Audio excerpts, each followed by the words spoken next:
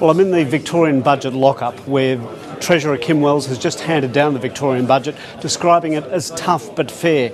But he does say that Victoria's economic position is the worst in a decade.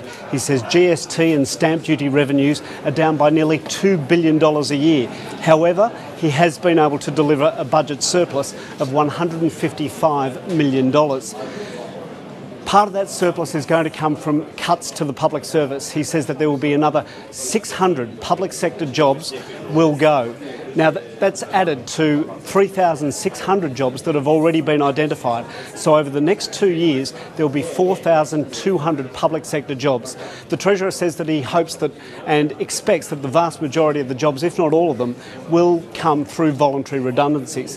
He says that the public service in Victoria is still inefficient and there are greater efficiencies that can be made and hence the need for those job cuts.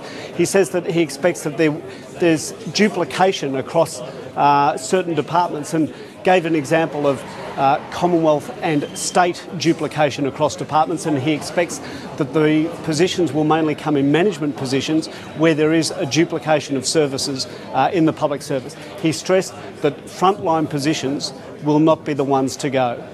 Elsewhere in the budget, there's additional money for transport infrastructure. Level crossings are being taken out in Melbourne's east and southeast that are expected to improve travel times by up to 25% in those areas. There's $336 million over 5 years for child protection issues to address concerns and shortfalls in Victoria's child protection systems. There's $1.5 billion for health and aged care services, and the Treasurer says that it's discipline that's needed in Victoria, that a disciplined budget, and that Victoria cannot live beyond its means. He says in delivering this surplus that's expected to or projected out to extend to $2.5 billion by 2016, and he exalted the fact that Victoria, along with Western Australia, are the only two states that will be delivering budget surpluses this financial year.